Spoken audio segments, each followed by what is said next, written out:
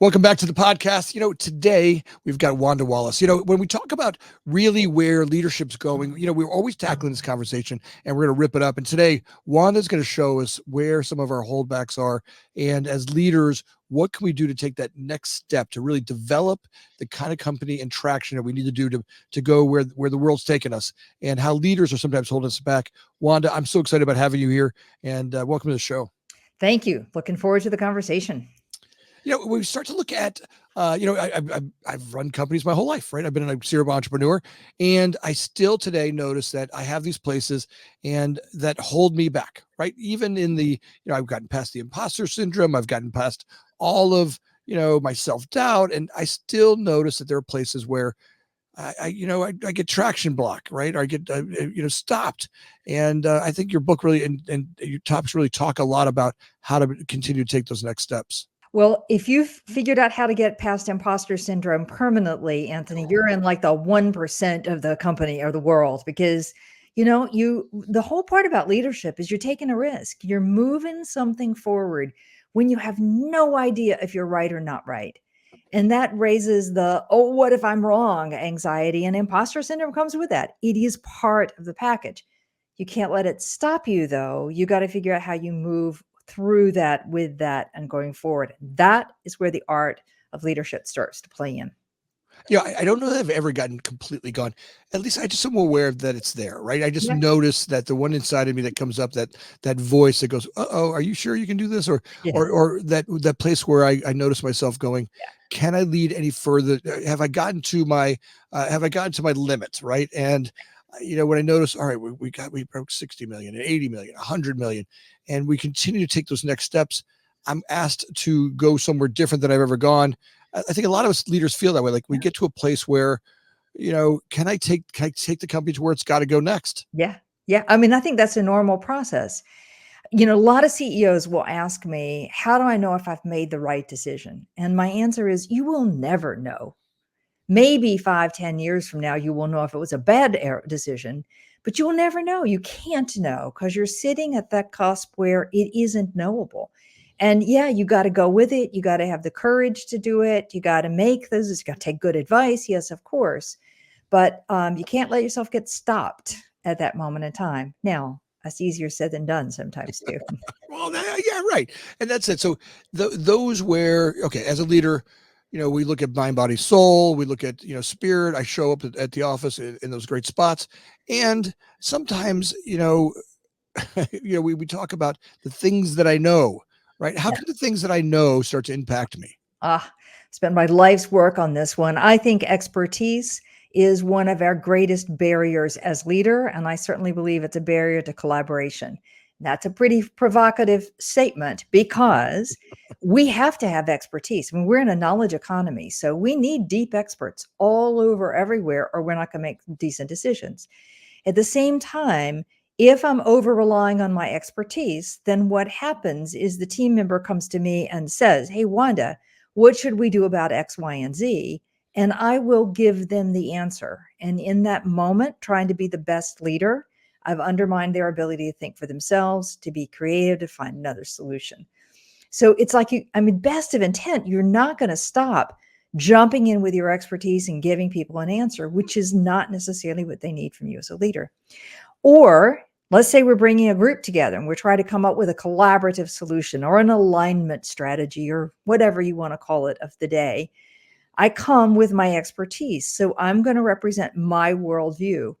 The deeper my expertise, the harder it is for me to recognize that that is only part of the truth, and really open up to somebody else's ideas, perspective, completely different way of thinking. So this expertise, while we need it on the one hand, it holds us back on the other hand. And it's balancing those two. Well, let's go back to what you said first. I love, because this is one where I notice the one inside of me wants to be there. Hold on. Let me pull the shirt off. There's an S on my chest, right? I need to go show you my S on my chest. And, you've got these group of people that are looking at you for an answer. And what you said, I thought was really, really powerful. I mean, me giving an answer isn't necessarily what they really need. Right. Maybe what they're asking for, right? Because you're taking them out of their comfort zone, right? We're giving them, in a place where they're uncomfortable and they want that answer. right? But it may not be the answer, right? Yeah, it may also not be what they want, because I can't tell you how many people learned that you or I, as a leader, like to answer questions. So instead of coming and saying, "Hey, boss, I got this new idea about how we do it," we come and say, "Hey, boss, what do you think we should do?" And we jump in with the answer. And then poor employee is demotivated again, like, "Oh, I had an idea and they didn't want to listen to it. I give up." Yeah. So easy to fall, and it's a trap. You fall right into that trap. Well, The and, secret, though, and they never grow, right? Go ahead. yeah, they never grow. And you've created an organization that has learned to be helpless. It's waiting for you to have all the answers. And then one day you'll call me or somebody else in as a coach and say, "I have to inspire my team to, have more ideas." Like, uh-huh. So the secret, though, Anthony, is just to ask one question before you give an answer. Ideally, two. There's a brand new piece of research that says 2 follow-on questions is the secret for you to be more likable, more approachable, more humane. I mean, 2 follow-on questions. Just ask 2, then give your answer. So before, all right, you come in, I got a question, I got something I'm going to ask you. Hey, how should we do this? Yeah. I'm asking them 2 questions. Are there particular order or style, or Whatever. Right. I am I, might say, "Okay, so what's this really about in your opinion?" And then yeah, I might say, "Okay, so what do you think we should do?" I love that question. To me, that one gets them going, gets them engaged in it. It helps them create that solution on their own, right? And I'm just there to kind of be the guardrail for them, just make sure Yeah. that hey, they're thinking out loud. Maybe they even thought out loud quite a bit, and they just need someone there just to go, yeah, that's perfect. That's all they needed. Yeah, absolutely. Yeah, because I feel like sometimes when I don't do that, when I walk in and give that away, the next thing that happens is I build up resentment. And I get worn out as a Mhm. leader, right? I start to Mhm. feel like I've I'm on my own. I start to get I end up with a coach going, man, I feel like I've done this with coaches before. I'm like, man, I feel like if I don't answer everything, everything's on my back. And it's all nonsense, right? That's all my brain making up my own self-justification, right? And that's one of my blocks that I have to work on all the time is I Right. just notice how you created that block yourself. And I think that's a valuable one to look at, go, because I created that whole process when I Right. take away their ability to answer those problems. Let's talk a little bit about a spanning leader. Spanning leader. Okay, so I like to contrast. So let me do one statement just to kind of get it off. I believe the whole notion of becoming a general manager, a general management is dead. Dead. Dead, General gone, management done. is dead. I All right. love that. All right. Let me give you my classic example, and then I'll talk to you about spanning leader. So we're going to go hire a new CEO for a moderate sized company, even a big company.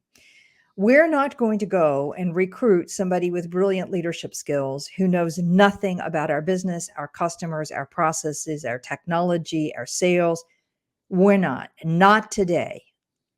Not going to happen. Okay. That's the highest level in the organization. And even that person has to have some expertise. Okay. Otherwise, they're gone.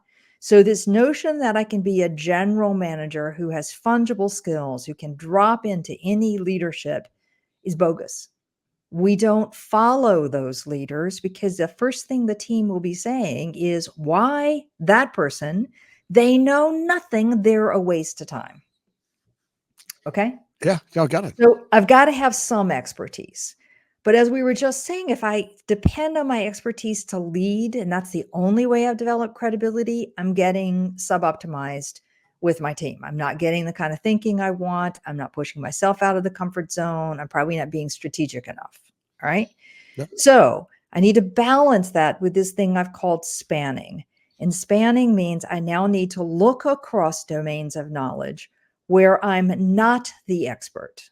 I know some things, but not a lot, and bring the power of that group of experts, if you will, together on a problem, on a strategy, on a path forward.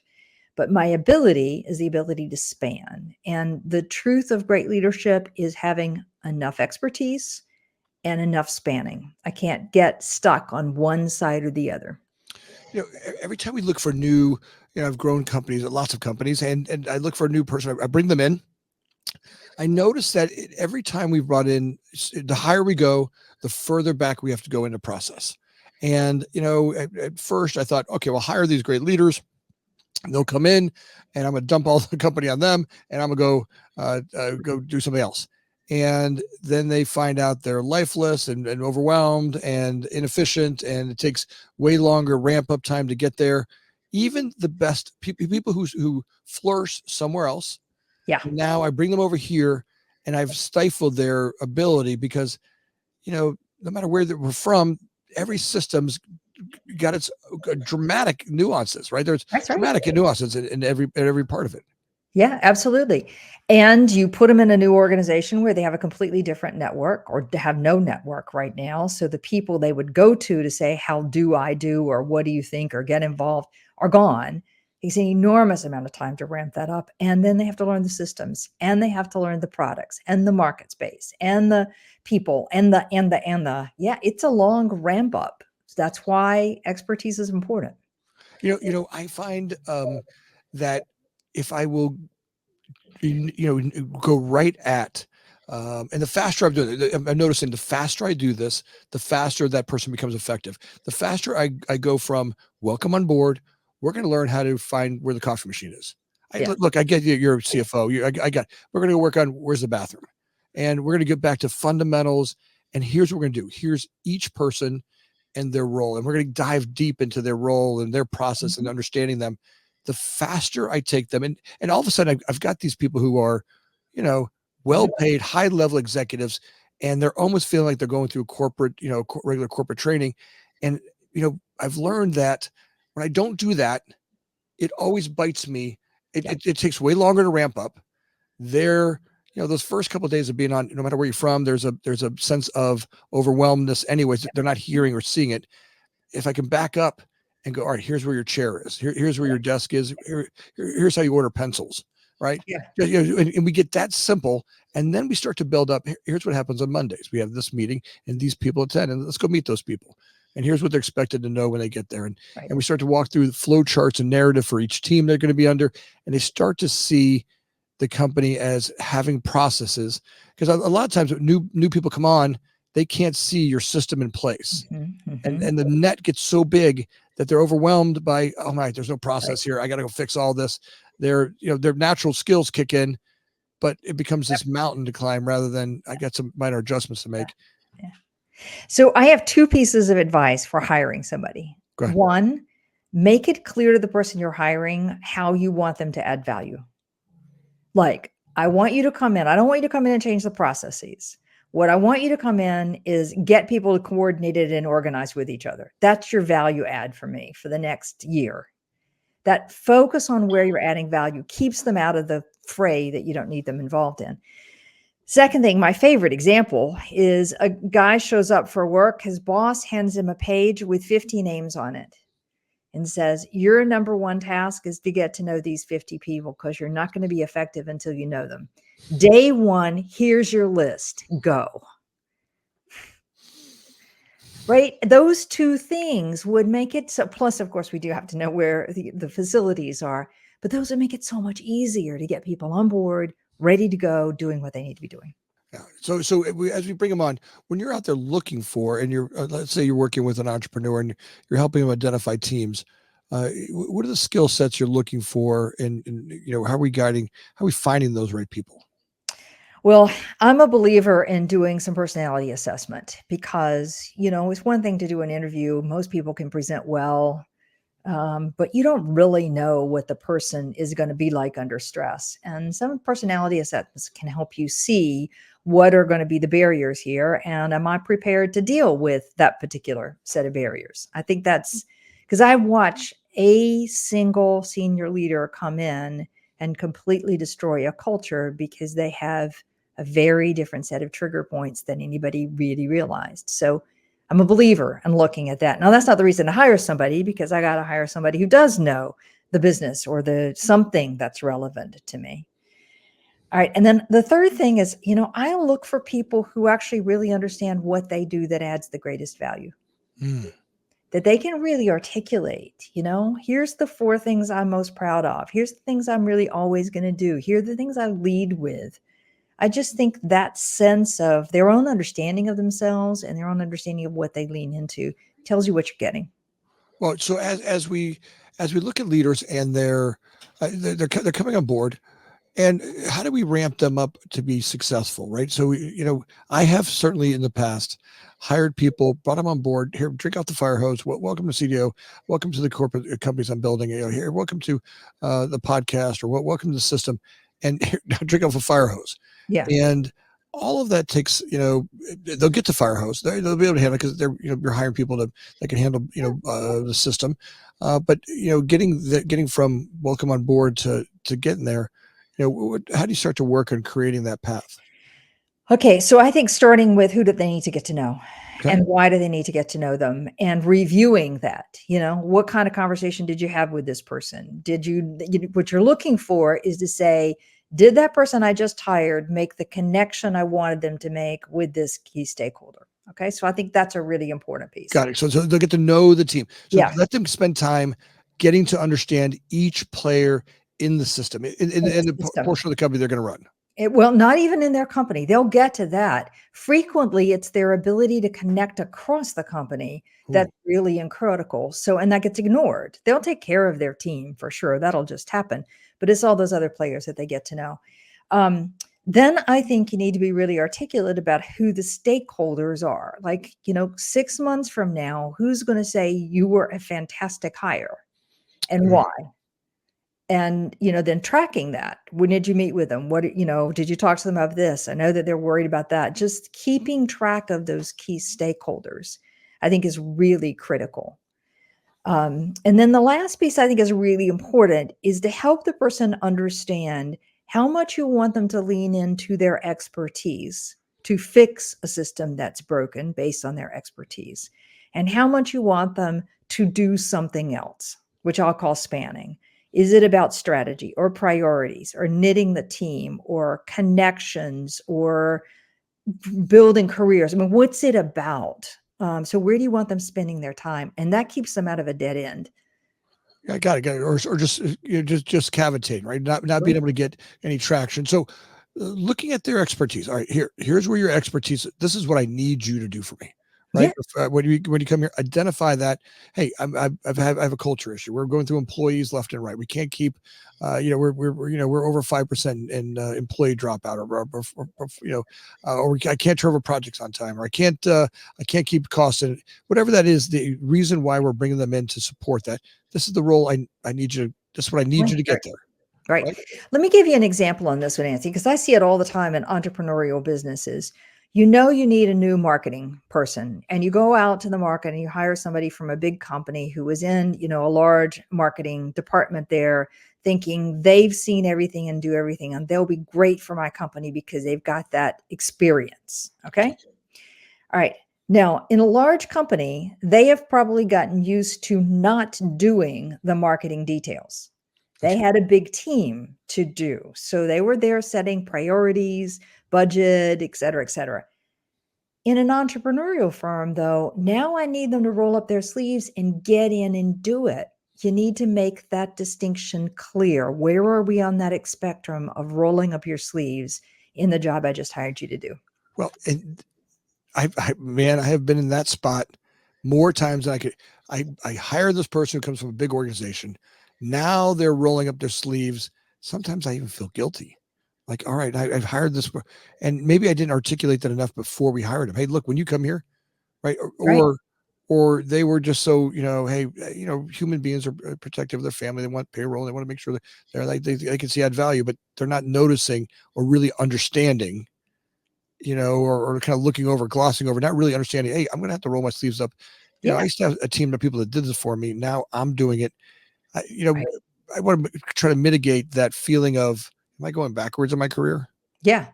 Well, and some people like that because they miss the doing and they want the small and the hands on and the rebuilding the team and watching the organization grow and being able to be part of the broader organization rather than just stuck in their function.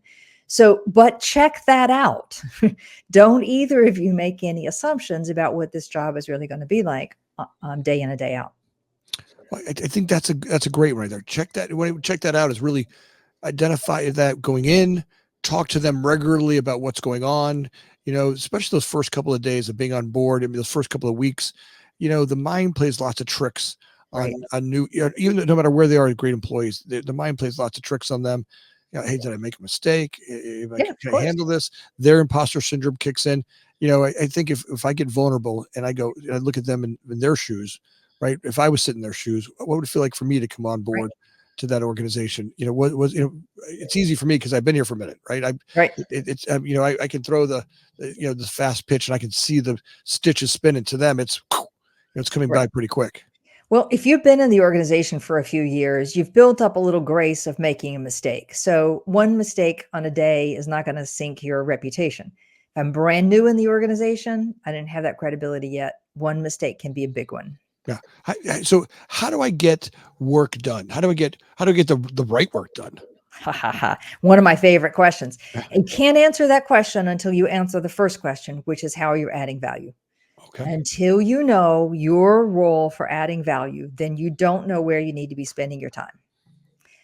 So if your value add is about shaking things up and creating change, then you know how you're spending your time.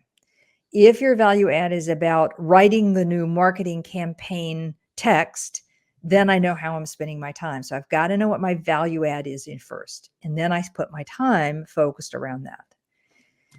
Got it. So understanding where that person's value at. All right, I brought you on board. I'm just thinking of one of the latest hires I did. I brought a great guy on board.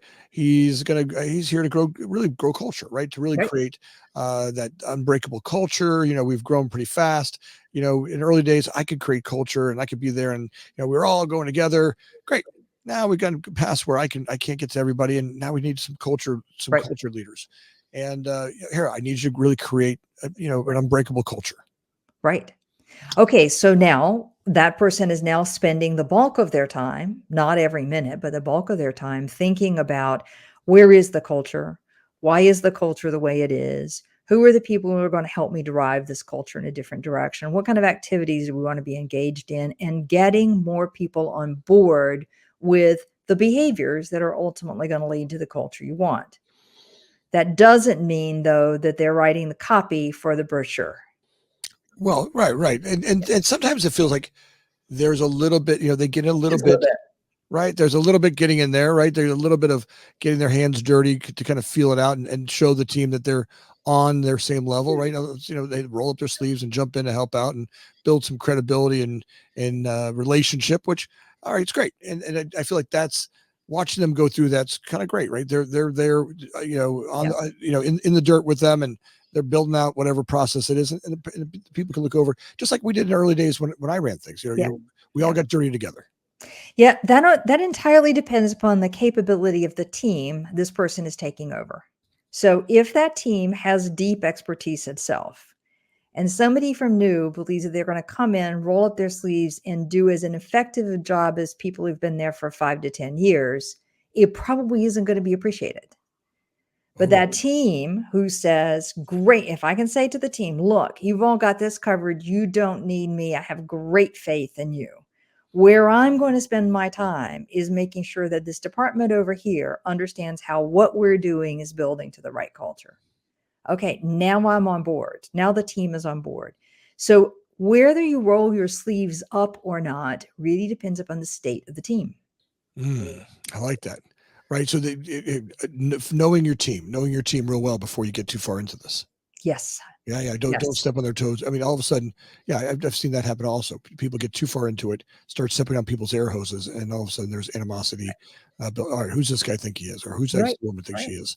Right. Yeah. All right. So how do you start to build, a language in a group as a leader? A language to talk about the expertise and the Yeah. spanning? Yeah. Okay.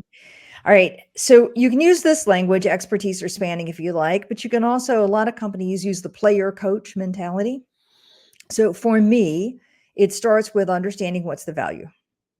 That's the first question. Until you answer that one thoroughly, you can't go past that. And then the second is to understand, well, what do I have on my team? Where are the gaps in knowledge? And let me get those filled either by me or by somebody else or in some other way. Okay, check. Okay. And now you have to say, all right, I'm spending my time doing the relationships and the conversations. That's my great value add is because who else is talking to people about where it's needed, where the team is, where the conflicts are, et cetera. That's where I'm spending my time. So now I have to lean into the skills of having really great conversations. Okay. So now, what do you mean by really great conversations? Okay, look, my big thing is everything interesting that happens in leadership happens in a conversation. In fact, everything that happens in a company ultimately comes down to conversation, whether it's motivation and inspiration or feedback or innovation for that matter. It never happens in a vacuum, or solving a production problem. I mean, everything ultimately comes down to the quality of the conversation. As a leader, when you get outside the expertise space, your greatest value add often comes down to taking the time to have and frame better conversations. Let's talk about that a little bit. So, look, I've been there also where I talk too much, right? Yes, So yes, let's talk about framing that. How do we start to yeah. identify the Okay. proper framing? All right. So first off, we never spend enough time thinking about it. We got a meeting, right? Here's the message I got to say. And we maybe spend the time it takes to walk down the hall thinking about how we're going to say it. And I think that's a mistake. It's too critical to just let it happen by chance. Um, Great conversations are never one way. Those are called sermons. I highly recommend it's a two-way, a little more of a ping pong game than just a baseball hit and hope for a one-hit wonder. People have to believe you really care. If they don't believe you care, I don't care what you do, they're going to be cynical about what you're saying and doing. So start there. You got to be really clear what you want people to understand. And this is the hard part, meaning you've got to get to the actions you want and get out of your judgments. So, I make a judgment that you are not a good communicator. Now, maybe I'm right. I don't think that's true, but okay, maybe. But that's a judgment.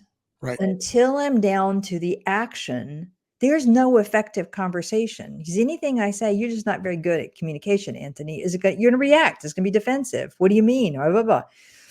I say, Anthony, we've got to have better conversations with our customers. And here's the kind of communication I want to see happening. Now we're talking about actions. And now we can have a better conversation. So I got to get my head out of the judgment and into the behaviors, the actions. And then I got to do a lot of listening. As one of my colleagues says, listening is high stakes behavior. The more you listen, the more you figure out where people really are, the more you see what they're really thinking, the more you understand what the problem really is. I mean, and the secret is people have to feel they were heard. They don't feel they're heard, we're right back to they don't believe you care.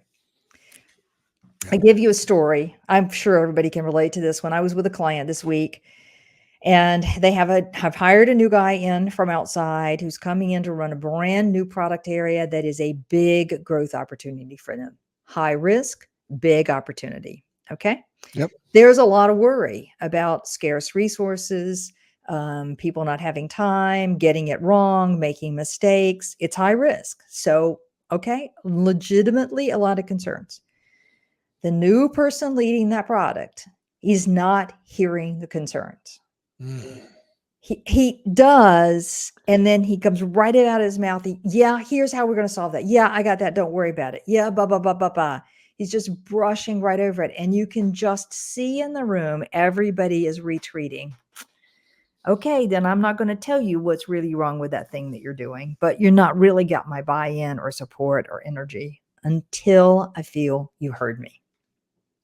So let's talk a little bit about that. So you got people, and you want their buy-in, right? Yep. Because we want to engage them, or we want to engage them and really create a vision where we're all working together on the same page, going the right way, right? And oftentimes when we will come into a process or a breakdown or an issue with a group, and you see that leader just kind of trying to speak their way into pushing them forward, right? Right. And you're not getting their buy-in, right? You're not getting Right. people's buy-in. How do you start to engage them and pull that buy-in in? All right. So first off, most people, when they say buy-in, they mean you do what I think we should be doing. Well, that's right. That's right. That's most, here. By the way, I've done that myself, right? I know what you all should be doing, and I'm gonna keep talking to you. Listen to me, and that's maybe some of that worked somewhere along the way, Yeah, but then it becomes ineffective. The bigger you get, the larger you get. the less effective it is. Yeah. It's not very effective. You can wear people down and occasionally win because you wore people down. That does not get you the commitment and engagement I would argue you're really looking for to move the needle on something. So buy-in means people believe. They are convinced of their own thinking and logic, not of yours. And that means until you allow space for them to say, hey, I'm not sure, you never know what they agree with, disagree with, need to understand, don't understand, something you missed, something they don't. I mean, you got to listen and you got to mean it. Well, so You okay. understand? So now I've done this a thousand times. I'm in a room with people and I have a vision of something, Yep. and I've got a team of people who can't see the vision at the time. Right. And hey, this is what I see 2024. Here's what's happening with artificial intelligence. Here's what we're working on. And they're like, no, no, no. Our company's too messed up right now for us to take another step. Yep. And, Okay. a lot of times I'll be in groups where slowing down seems to be the solution to a problem. Right. I'm like, look, at the size of the company we are today, slowing down means real big, a bigger issue, right? There's Important. revenue Important. generation. People are going to lose their jobs. Okay. Slowing down, Okay. and All maybe it right. is. So some of that fear of it in me kicks in. Yeah. Yeah. And you're not wrong. All right. So let's assume for the moment your vision of 2024 is actually right and slowing down is a mistake. But if you keep cracking the whip at people, it's not going to get them to speed up or to go with you. So pause. Don't give up. Pause. Mm. Lean into the so what are you worried about? What is it that needs to get fixed? Well, what does it take to get it fixed? Well, can we get this person over here to get it fixed? Then the rest of us focus on something new. When people feel heard, suddenly that problem starts to be a smaller one and a solvable one. Mm. I like that. It's yeah. They're great people. They wouldn't have gotten that far with you without it. I'm always looking across the table, especially when I'm in a leadership body, and I notice the ones in them who are worn out. Right, growing companies is not for the faint of heart. Yeah. Right, it is not. I mean, my judgment is any great company that's growing today, everybody's all tired, right? Yeah. We're all growing something big, and you're in growing a company. You're standing on the precipice of real confusion. That expansion comes with confusion, right? New processes, new people, ever changing environments. The whole world's constantly changing. And now you're telling them, "Hey, just be brave. Keep going. Yeah. We're gonna get through. Don't worry. Those gunshots are coming. Oh, listen, I know you get your ass blown up, but let's keep going. Let's get and they're looking at you like, sometimes they can't see as much as you can, and Yeah. painting that picture. I find myself, standing back a little bit, and going, all right, let's make sure we're painting the picture clear, right, so Right. they can see it. Okay. And sometimes I would argue, Anthony, for you, Yep. that if you stop and understood what they were seeing, looking down at the ground, not looking up at the horizon, but the thing that I'm like, I'm about to step on a landmine here, and I'm trying really, really hard not to step on this landmine. If you stop to understood that, you might have a solution to it. Or you might say, whoa, everybody pause, let's solve the landmine problem, and then we'll refocus on 2024. So it's sometimes there's information in that listening that is critical for next steps forward. And sometimes it's just, people feeling like, okay, you noticed. You noticed I'm exhausted. Thank you. Yeah, I hear you. It's just such a hard principle to stand in when you got this vision of something, and Mhm. they're like, no, no, no, just stand back and have the presence to be, in that space where you can slow it down, pause, right? Sometimes as a leader, I'm great at it, right? I can, Yeah. I'm great. There's other times I walk in and fear kicks in, all that stuff that kicks in, Impatience. impatience, fear, all that stuff. Like if we don't move forward, right? I always imagine the barbarians are coming at us, right? In my brain, I wake up at 3 o'clock in the morning and barbarians are already coming. I wake up in Jurassic Park. I don't wake up in Disney World, Mhm. right? I start in Jurassic Park, and I got to tune myself in to Disney World, right? Like, it takes me a minute to get there. Y- Yeah, maybe. And maybe your organization is also waking up in Jurassic Park, but they're not looking at what's happening in 3 years with the dinosaurs. They're looking at what's happening with this egg casing at this moment in this nest here. which is a signal of things to come. And sometimes slowing down just to hear what they're seeing is really informative for the long run journey. And you're right, it's hard to do. It's hard. Well, let's talk a little bit about. All right, I'm growing a company. I brought these new people on. How do I start to leverage and delegate to those people? And look, as a leader, I'm coachable. What I love is I love being coached, right? I always say having a coach like you is a special gift to the world, right? I am in the middle of, I'm a creator, I'm an entrepreneur, I'm out there, go, go, go team. I'm not going to lie. I've looked back over my shoulder a couple of times and looked over the battlefield and go, there's a lot of dead bodies back there. Right. And just in growing something, sometimes you wear people out. Yeah. And my want is to be more effective and, be coachable. And I want to learn to be able to be way more effective and leverage myself and let go. Leverage and let go, Yep. You and I hope every other leader who's listening to it, because if you can leverage and let go, then you can focus on the steps that are going to really make that vision happen. So, all right, here we go.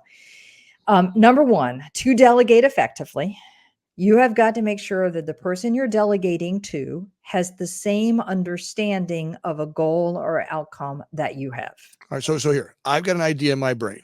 Yep. Right? I can see it the more I can see it, the more I can visualize it. Now I got to get it from my brain over to that person's brain. All right. A direct copy, right? So Right. now let's talk a little bit about how do we do that? I don't have to do the whole vision. I just need to do this task. So let's say I'm trying to delegate to you, Anthony. I have a big vision of a thing I want out there, but what I want from you right now is this task. And I need to make sure you understand that task. Now, you may have a personality that wants to know the whole picture, and you may have a personality that wants to know the task. Let's go with your personality, whatever that is. Okay. I have an end goal I want added out. Let's say I want a report finished and it's going to go to investors, and therefore graphics and color and typos are going to be critical. I need to make sure you understand my standards and my timeline.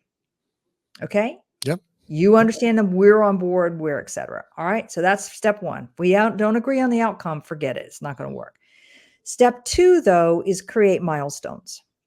Like, what are the 3 or 4 steps that have to happen? Big blocks between now and the completion of that goal. We both agree. We put a timeline around it. This is the piece for keeping accountability. Okay. Now, at this point, stop telling. You cannot give another sentence for the rest of the conversation. What you need to do is ask questions.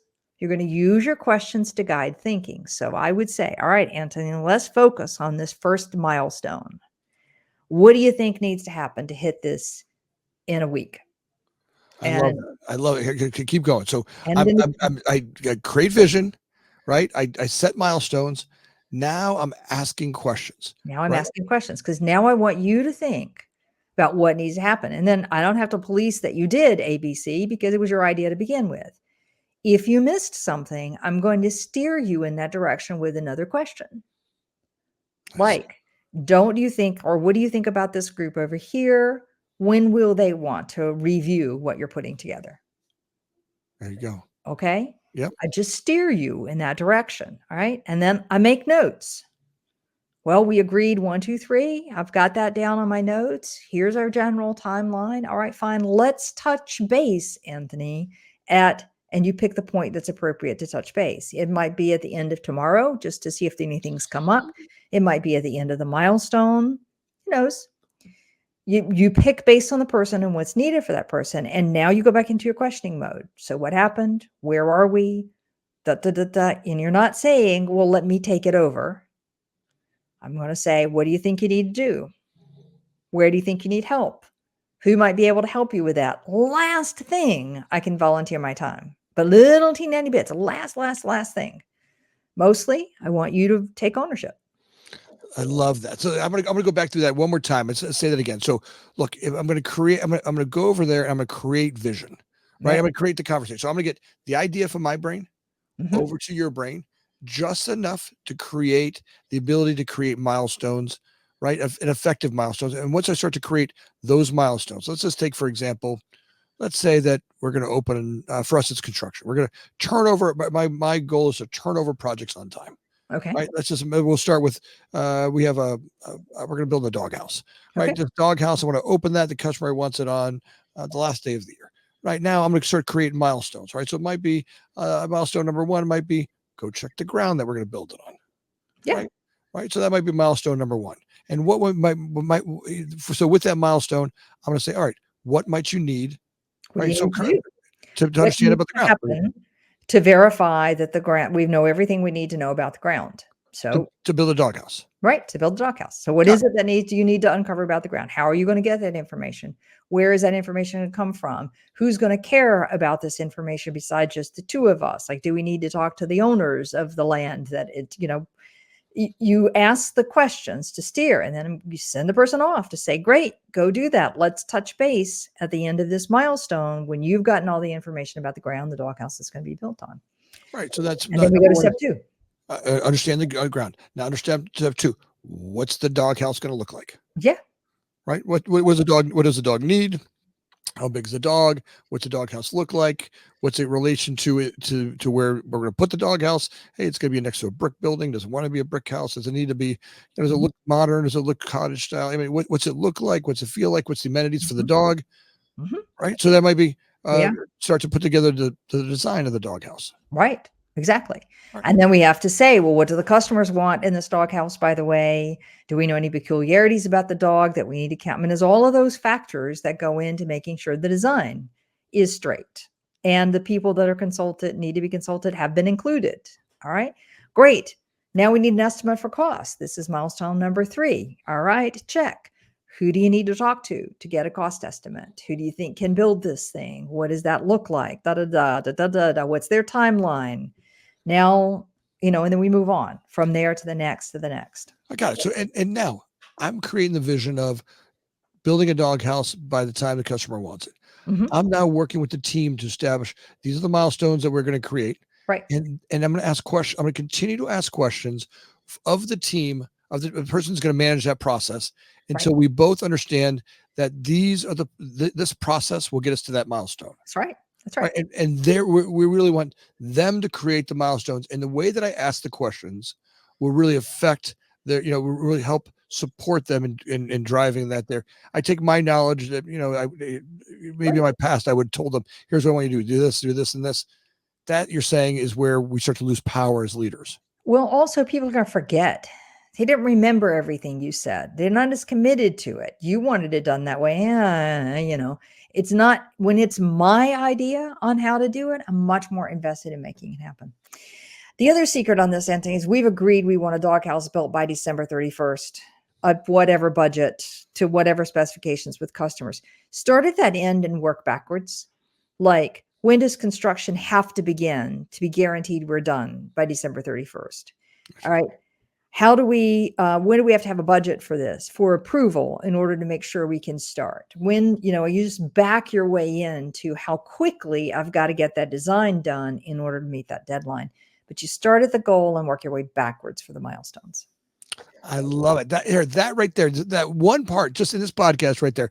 If I just leave this podcast just for myself, I don't know about you leaders, the other leaders that are listening to this podcast. Look, I think that's one of those ones where, maybe in my past, I certainly have noticed where I will create milestones and tell you how to get there and tell you what I'm going to measure you on. And maybe that isn't so effective. If I can ask questions that helps, and the questions I guide will ultimately get the things I believe will help them get it done, but have it be their idea. That really engages them in creating the idea, and they own that process because they essentially created it. Well, there's one more piece to this too, because when you have a milestone, you have a natural place to say, let's touch base. There you go. Right? This is not micromanaging. This is effective managing. That means if things have gone off the rails for a reason nobody anticipated, now you're there to help them get it back on course. That's awesome. Wanda Wallace, when you go out and look, there's lots of leaders that are listening today, right? We have lots of great leaders that listen to this podcast. When you start to do coaching for them and their organizations, to talk to me a little bit about how do they engage you? Let's kind of paint that picture of how do I bring Wanda Wallace on for my engagement for my group or for myself as a leader. Right. Well, get in touch. That's the number one thing. And we're going to start with a conversation about what it is you need, because my job is to diagnose where the problem is. because otherwise I can talk to you about general coaching for forever and it may not help you solve your problems. So I need to know what your problem is. And yes, you can find me on my company website, leadership-forum.com. You can find me on LinkedIn, Wanda Wallace. You can find me on Instagram, Wanda T. Wallace. I mean, I think you can find me pretty easily if you do a quick search. Wanda T. Wallace will get you there.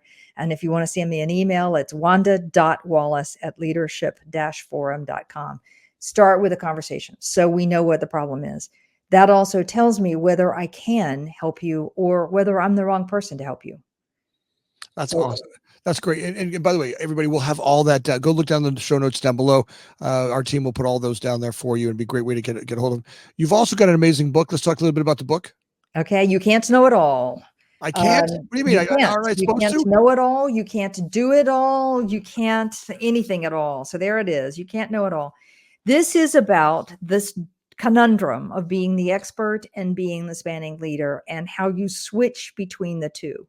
I often say being an expert leader is if I were playing soccer on a soccer field with soccer cleats and a soccer ball, and the next minute you're going to come into the gym and play basketball with basketball shoes and a basketball ball and basketball rules. They're completely different games. Yes, athleticism helps, but so. All right. And if you're not aware of the need to switch roles, then you get stuck in one and you don't switch where you need to switch. And this book is about how do you switch? What are the two about? I think it's amazing, your nuances to help guide leaders and leadership, and just in interactions I've had with you are just phenomenal, right? Being able to take that shift, those little shifts that really give us way more traction as entrepreneurs, as leaders. That's the gift of having a great coach like you, is that you really, sometimes I'm so close to the fire and so close to the battle that I need someone to be able to come in and just give me those small little adjustments to figure out which way I'm pointing the cannons and the arrows, and just be able to adjust all those little nuances of growing a great team and to be more effective. So I'm grateful to have had you on. This is the type of podcast I really do feel like it changes our leadership abilities, and I'm grateful for you. Thank you. Thank you, Anthony. It's a pleasure. As always, audience, if you could take a second right now and just like and subscribe, it means the world to me and Wanda and all the podcast crew members in the background. They work tirelessly to find great podcasts like Wanda and bring it to us. So if you could take a second right now and like and subscribe, if you could do that now, we'd be grateful. As always, thank you for listening.